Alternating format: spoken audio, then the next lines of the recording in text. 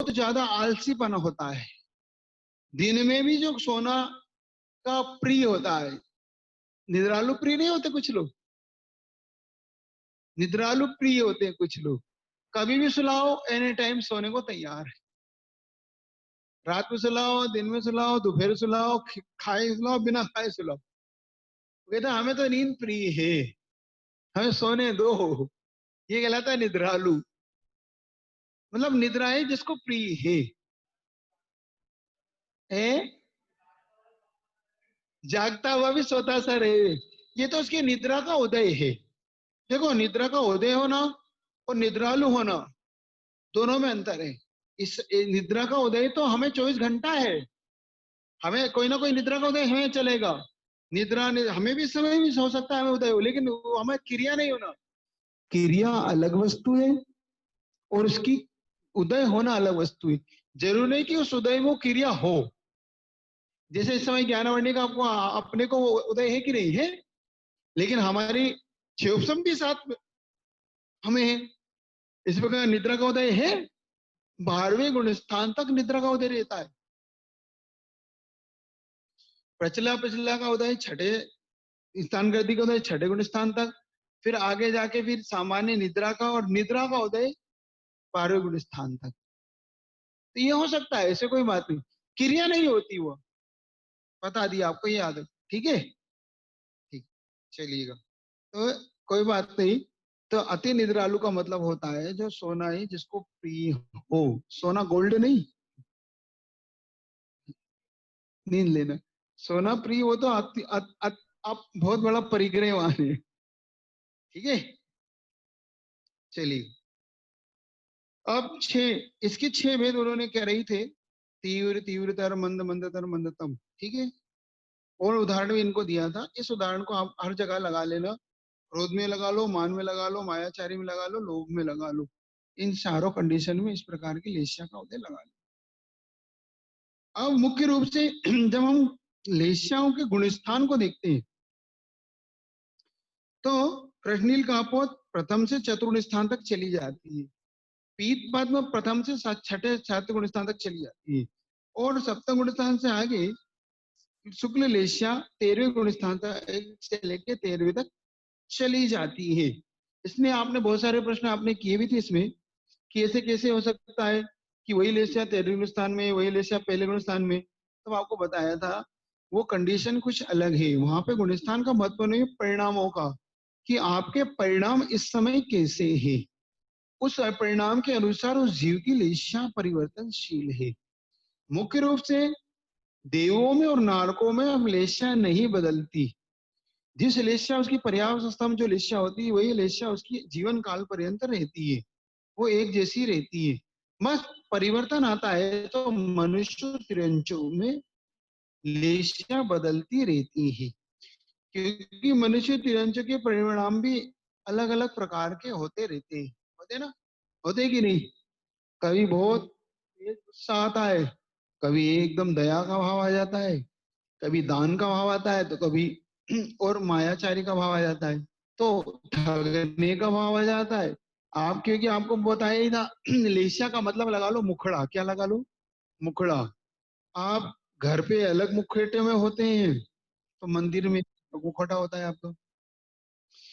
आप बाजार में कुछ अलग मुखौटे पे होते हैं, तो शादी पार्टी में कुछ अलग ही मुखौटे में होते हैं। आपका फोटो अगर कोई शादी पार्टी का देख ले, तो मंदिर में हम जैसा तो पहचान ही ना पाए तुम्हें कि ये यही है जो कभी हमारे पास पढ़ते थे। ए? कभी कभी कभी ऐसा होता है व्यक्ति हमें नमोस्तु भेजता है, हम नमोस्तु में के भी हम पहचान नहीं पाए। ठीक है महाराज, मैं उनका फोटो मंगाता हूँ, फोटो मंगा लेता है, तो कोई शादी पार्टी की फोटो लगा देता है वो। महाराज जी ये है, ये इनने आपको नमोस्तु कब है? मैंने तो इनको नहीं पहचानता। अरे महाराज जी तो भूल ही गए हमें, देखो महाराज जी तो भूल। बाद में आके कहता है महाराज जी हमने आपको नमोस्तु पहुंचाई थी। मैंने कहा भैया आपने कहा हमें तो नहीं मिली। नहीं महाराज जी मैं ही। तो कहते महाराज जी, मैंने कहा भैया तुम ये हो, मुझे क्या मालूम, तुम्हारे मुखेटे ही अलग अलग है। अरे सबके लिए भैया, अब बदल गई कंडीशन महिला और पुरुष की। पुरुष अब सबसे ज्यादा आईना देखने लग गए। अब तो पुरुष वाले ज्यादा दाढ़ी नयन क्या क्या रखने लग गए, अब बिल्कुल ही नहीं पहचान में आते वो। क्या क्या उनकी कंडीशन है। आजकल बाली वाली और पहनने लग गए, और ये गंजा वंजा से होने लगे, कटपट से करने लग गए। ये क्या है, आदमी है पुरुष है महिला है, क्या समझ में नहीं आता। चोटी वोटी रख लेता है ना, ऐसा लगता है महिला है पुरुष है क्या है। ठीक, अब तो सब प्रकार ठीक है। चलिए, तो इस प्रकार से तो लेस्याओं का गुणस्थान के अनुसार, परिणामों के अनुसार, इसी प्रकार नरक गति में बताया था अशुभ लेस्याएं होती हैं। पहली दूसरी पृथ्वी में कापोत, तीसरी में कापोत, कुछ भाग में नील, फिर चौथी पांचवी पृथ्वी में तक नील, कुछ भाग में पांचवी में नील, आगे कृष्ण, छठी में कृष्ण और सातवीं में परम कृष्ण। इस प्रकार से लेस्याओं के अलग अलग भाग आप कर लेना। देवगति में 6 लेस्या थी, जिसमें भवनी त्रिक में पर्याप्त अपर्याप्त अवस्था में 3 अशुभ लेस्या भी हो सकती है, शुभ भी हो सकती है, लेकिन उसमें पीत का जघन्य अंश लेना।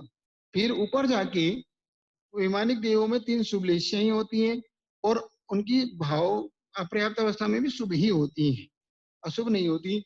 और जिंदगी पर्यंत वही लेस्या उनकी बनी रहती है, और उसी लेस्या से मन करके वो देवत्या से आते। ठीक है, इस प्रकार से ये आपकी लेस्या। कुछ पूछना तो नहीं किसी को? ठीक। आपको पूछना तो पूछ सकते हैं। कौन सा वाला? आप प्रश्न ही भूल, कौन से में? पर्याप्तक लेस्यों में द्रव्य से, द्रव्य से उन्होंने बताया ना, पीत होती है उनकी लेस्या, पीत, पीत, पीत का जगन है। हाँ, उन्होंने कहीं ये भी 6 लेस्या इसलिए लिखी है कि उन्होंने कुछ देवों की कुछ अलग अलग आकृतियां में, जैसे उनका कल वर्ण, क्योंकि द्रव्य से लेना है ना। हाँ, द्रव्य से तो फिर 6 ले लेना। हाँ, उसके लिए अगर भाव से लेना है तो पीत का जगन्य लेना। हाँ, वहां पर द्रव्य और भाव दोनों चलाना, तो द्रव्य से 6 लेस्या होने में कोई दिक्कत नहीं, भाव से कंडीशन बदलेगी। ठीक है। हाँ, तो 6 लेस्या पर्याप्त भवनितिक देवों में द्रव्य से कौन सी? तो भवनितिक 6 लेस्या। ठीक। धवला पुस्तक का रेफरेंस महाराज ने दिया है, दूसरी पुस्तक का रेफरेंस महाराज ने यहाँ पे दिया है। इस प्रकार से इन कंडीशनों के अंदर आपको ये याद रखना है। अब रही कर्म और कर्म की अवस्था है। कर्म के मुख्य 8 भेद है, और ये हम संसारी और मुक्त, इन दो कर्मों के हम 2 प्रकार से हम जान सकते हैं। संसारी जीव 8 कर्मों से सहित होता है, और मुक्त जीव इन 8 कर्मों से रहित होता है। ठीक है, सम्यक दर्शन विषय क्लियर हो गया आपका, और लेस्या का हो गया है, लेस्या का सम्यक दर्शन का। तो क्या आपको सम्यक दर्शन में पूछूं?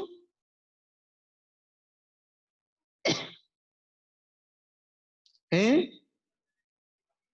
हमें नहीं पूछना है, आपको आपको अभी पूछना है, वो तो फिर वहां मैं पूछूंगा।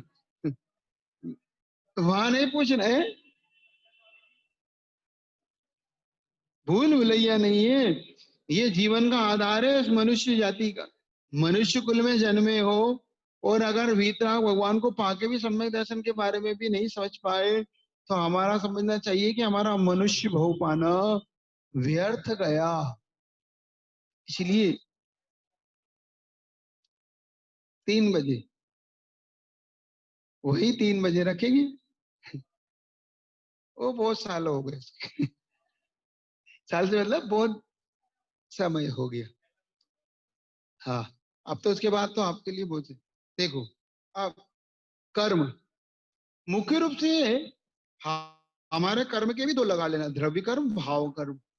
हम जो 8 ज्ञानावर्णी कर्म है हमारे, ज्ञानावर्णी, दशनावर्णी, वेदिनी, मोहिनी, आयु नाम, ये हमारे कौन से कर्म है? द्रव्य कर्म। कौन से कर्म है? द्रव्य। इनको ही हम जब भावात्मक ले लेते हैं, जब राग द्वेष इनमें हो जाता है, तो ये हमारे भाव कर्म हो जाते हैं। कौन से हो जाते हैं?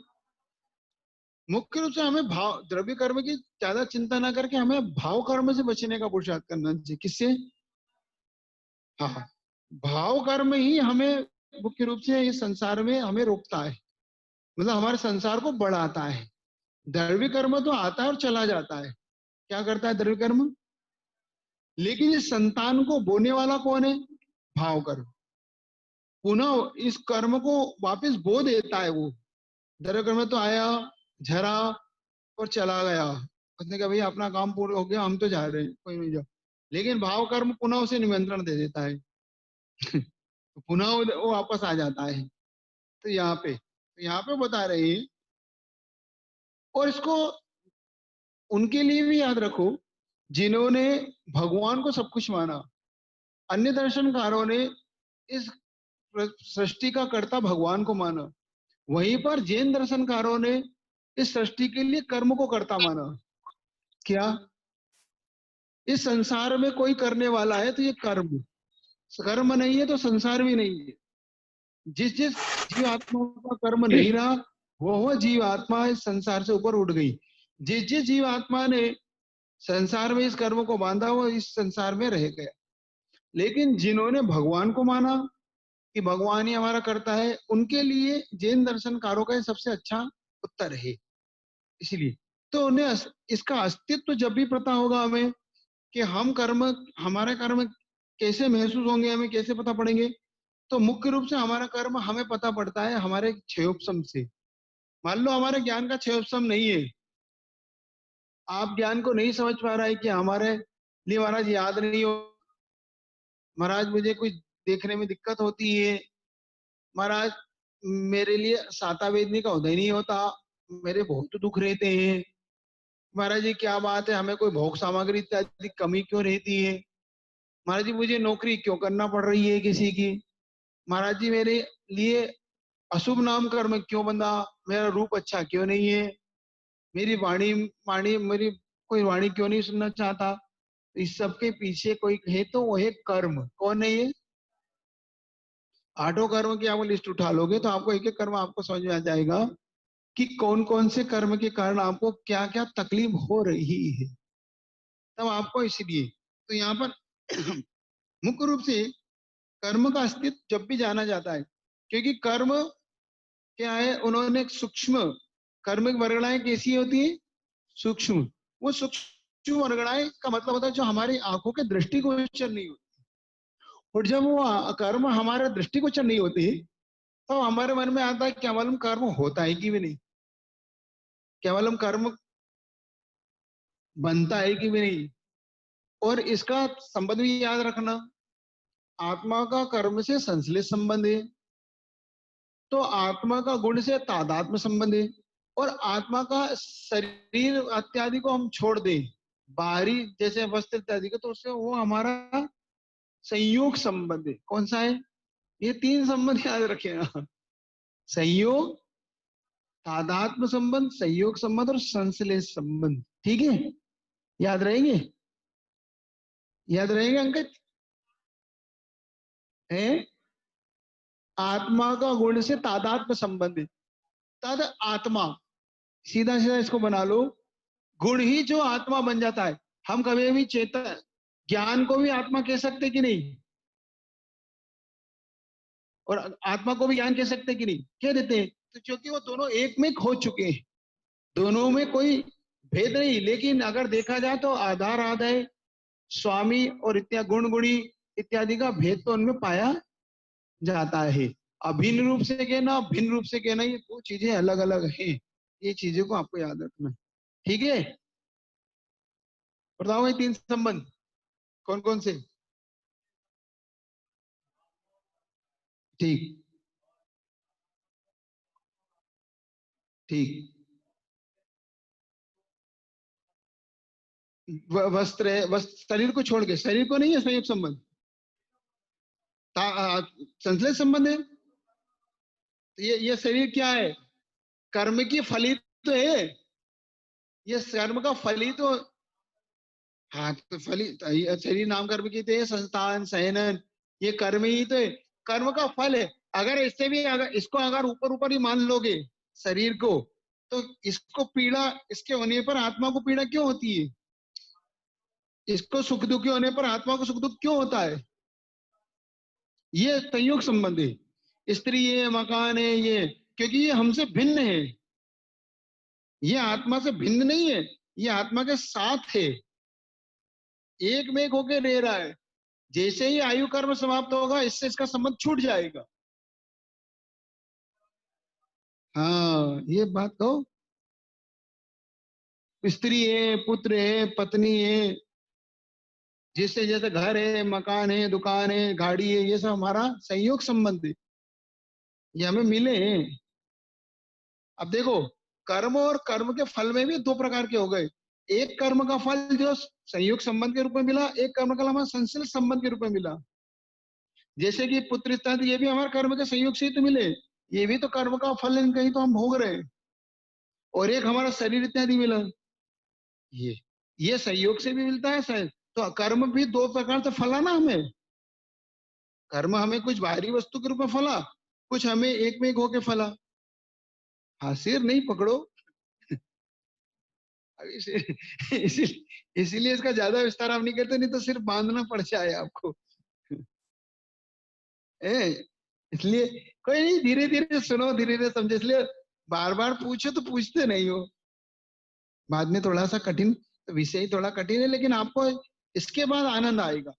जब आप इसको कहीं पढ़ोगे, कहीं समझोगे ना, तब इसके बाद धीरे धीरे आपको आनंद आने लगेगा। ठीक, चलिए।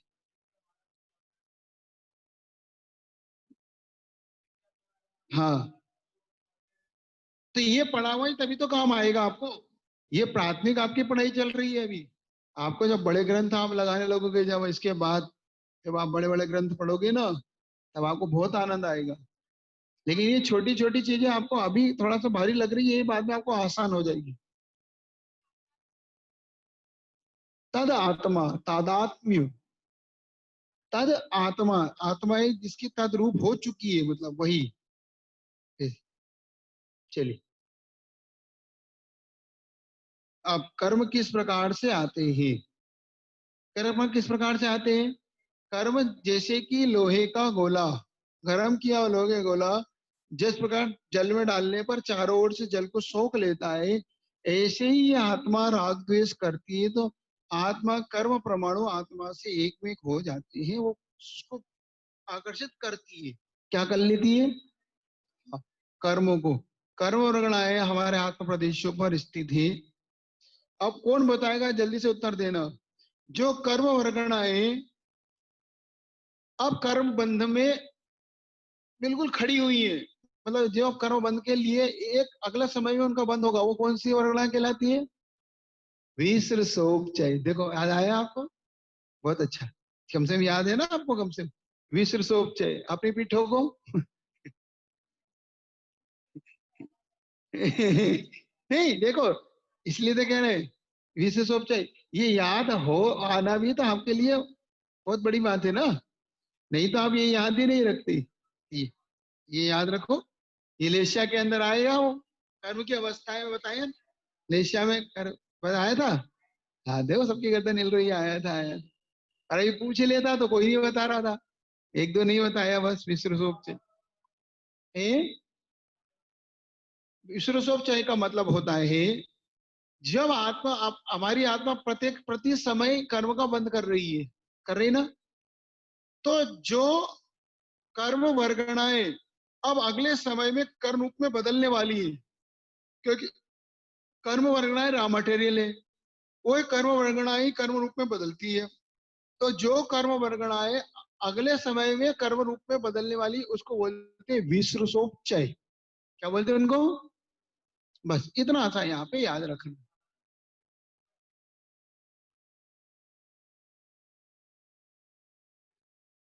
वो तो शुक्ल लेशा, मतलब उसका वर्ण कैसा होता है, तो शुक्ल वर्ण का होता है उसका। अब किसी ने पूछा वो विश्रुसोपचय किस वर्ण का होता है, तो शुक्ल वर्ण का होता है, ये उसने बताया था। हाँ, द्रव्य वर्ण। हाँ, ये द्रव्य लेशा थी उसकी, तो वो लेशा शुक्ल लेशा वाला होता है, बस इतना सुन में बताया था। और इसीलिए उन्होंने अपर्याप्त अवस्था में कौन सी लेशा बताई थी वो, उन कर्मों की? कापोत, कबूतर के समान। वो भी याद रखो, छह पर्याप्तियों की वर्गणाओं का कलर कैसा है, तो कापोत। अपर्याप्त जो है ना, वो।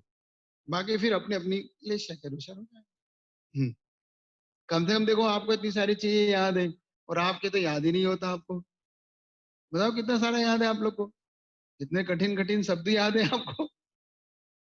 इतनी कठिन कठिन बातें याद है? हो जाएगी, पढ़ते जाओ बस। क्या? ठीक है। हम्म, चलिए, ज्ञानावरणी आदि कर्म है। अब ये जो आत्मा के ज्ञान गुण को ढाकता है, कोई बात नहीं, अभी कल और है, कल पढ़ाऊंगा आपको ये। कल जो ये बच गया है, कल भी आपको पढ़ा पढ़ाऊंगा। आप अभी चिंता मत कर, थोड़ा जितना समय और 5-10 मिनट का है वो पढ़ लो। उसके बाद जाना हो तो कोई बात नहीं। चल, 11 वर्णी करूं। 206 पृष्ठ पे कौन सा निकाल रखा है? 200। अच्छा, और कुछ अब मन नहीं लग रहा। कोई बात। 11 वर्णी कर्म हमारे आत्मा के मुख्य रूप से जो हमारा मुख्य ज्ञान गुण है, ज्ञान गुण को जिसने ढाक रखा है वो क्या है? वो हमारे दर्शन गुण को ढकता है, वो दर्शनावली। जो हमें सुख दुख को मुख्य रूप से वेदन कराता है, वो वेदनी। जो आत्मा के सम्यक चाहे दुर्ल को आता है, वो मोहनी। और आयु कर्म जो हमें शरीर में रोके रखता है। अच्छे बुरे की जो हमारा शरीर बनाता है, वो नाम कर्म। और जिसकी वजह से हम ऊंच नीच भाव को प्राप्त होते हैं, वो जिसको हम उच्च कुल नीच कुल बोलते हैं। ठीक है। तो- और अंतराय जो हमें भोग वीर उपभोग दान लाभ, इनमें जो अंतराय डलता है, वो मुख्य रूप से हमें अंतराय कर्म का और दर्शाता है। ये 8 कर्म के 8 दृष्टांत इन्होंने आप दे रखे हैं। अलग अलग कर्मों के हिसाब से आपको ये अलग अलग कर्म के फलदान आपको प्राप्त होते हैं, ये आपको याद रखना है। ठीक।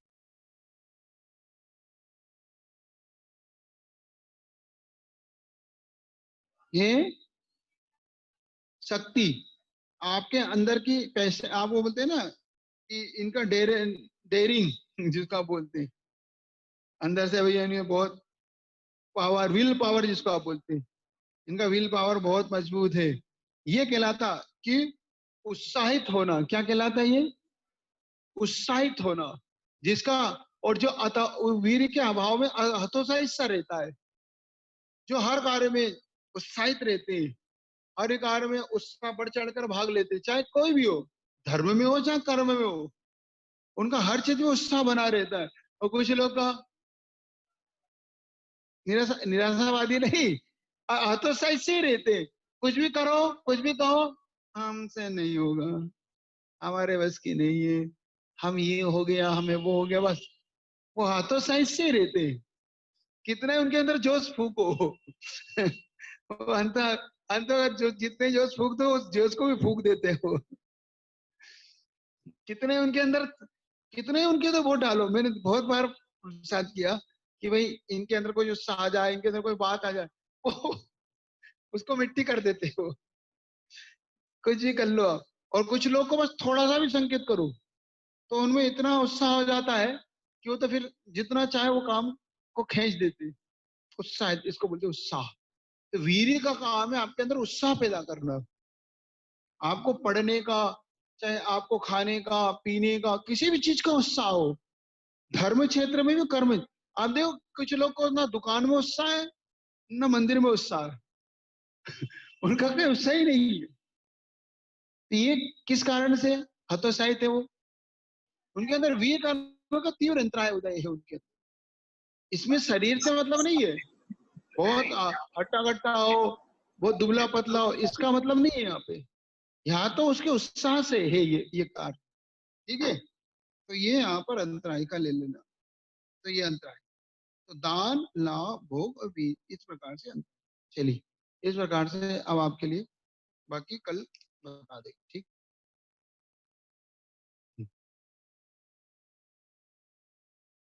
एक छोटी सी भक्ति कर ले। और कुछ आपको पूछना तो 1 मिनट के लिए है, तो कोई पूछना तो नहीं?